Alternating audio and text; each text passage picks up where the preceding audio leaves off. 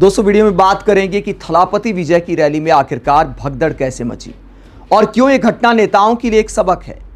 जवाबदेही थलापति विजय की भी बनती है क्योंकि पहले से इस बात को लेकर चिंताएं थी। मामला कोर्ट तक गया था। कोर्ट की पूरी कहानी क्या है, रैली में भगदड़ मचने की वजह क्या है, पूरी कहानी आपको बताते हैं। पहले बात करते हैं कि थलापति विजय का क्या रिएक्शन सामने आया है। तमिलनाडु के करूर में थलापति विजय की जनसभा थी। आप जनसैलाब देख सकते हैं किस तरह भारी भीड़ जुट गई थी। लोग एक दूसरे पर चढ़े जा रहे थे और थलापति विजय भाषण दे रहे थे। इतने में कुछ लोग बेहोश होने लगते हैं। थलापति विजय जब देखते हैं तो पानी की बोतल भी फेंकते हैं और इसके अलावा अपने कार्यकर्ताओं को भी बोलते हैं कि इन्हें एम्बुलेंस तक पहुंचाया जाए। ये एक गंभीर नेता की निशानी है। लेकिन दोस्तों, क्या थलापति विजय की जवाबदेही नहीं बनती है? क्या उन्हें टाइम से नहीं आना चाहिए था?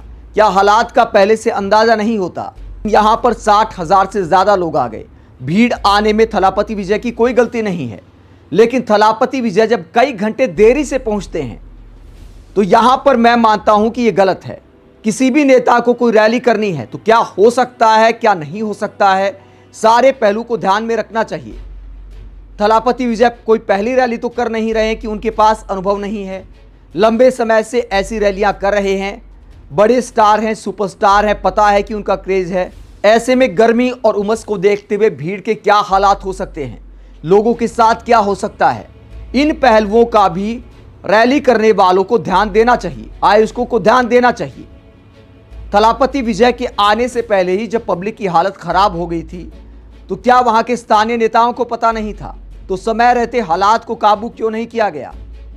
हालांकि कहा जा सकता है कि भैया इसमें क्या गलती है, भीड़ अपने आप बेकाबू हो जाती है, लेकिन यह घटना सबक देती है।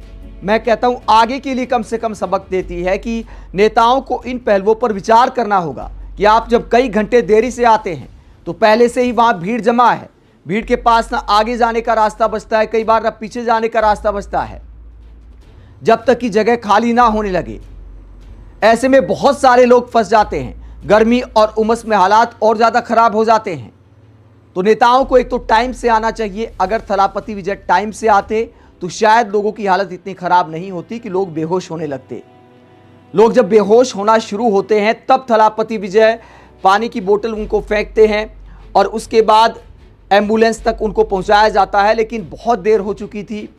एक और वजह सामने आई है। इंडियन एक्सप्रेस ने क्या खुलासा किया है, ये खबर आप देख सकते हैं इंडियन एक्सप्रेस की। इसमें क्या लिखा गया है, इंडियन एक्सप्रेस में वजह क्या बताई गई है? ज़्यादा भगदड़ मचने की वजह यह बताई गई है कि कुछ लोग पेड़ पर चढ़ गए थे। थलापति विजय के पीछे कुछ लोग पेड़ पर चढ़े थे। अचानक वो गिर जाते हैं। अचानक वो पेड़ की डाल से नीचे गिर जाते हैं, जिससे भय का माहौल हो जाता है। लोग इधर उधर जाने लगते हैं। तो जगह तो थी नहीं, पैर रखने की जगह नहीं थी। तो ऊपर से अगर लोग गिरे तो उसके बाद हालात बिगड़ जाते हैं, थोड़ी भगदड़ मच जाती है और उसके बाद जो हुआ वो सबके सामने है।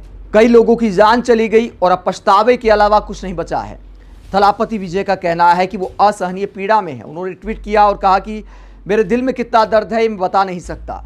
किसी भी नेता को दुख होगा, किसी भी संवेदनशील आदमी को दुख होगा अगर उसकी राजनीतिक ताकत के प्रदर्शन की वजह से अनेकों लोगों की जान जाती है तो पीड़ा होना स्वाभाविक है और वो पीड़ा थलापति विजय को हो रही है। उम्मीद करते हैं कि इस घटना से थलापति विजय सबक लेंगे, बाकी नेता भी सबक लेंगे कि पब्लिक के साथ क्या क्या हो सकता है। तमाम पहलुओं पर विचार किया जाएगा। और दोस्तों, मेरा तो ये भी मानना है पर्सनली कि ये रैली वैली का कल्चर हमारे देश में बंद होना चाहिए। जो भी कार्यक्रम हो व्यवस्थित तरीके से होना चाहिए, कुर्सियों के साथ होना चाहिए। जितनी कुर्सियां उतने ही व्यक्तियों को अंदर आने देना चाहिए। बेकाबू भीड़ वाला सिस्टम हमारे देश में बंद होना चाहिए। हमारा देश दुनिया में सबसे बड़ी आबादी वाला देश है।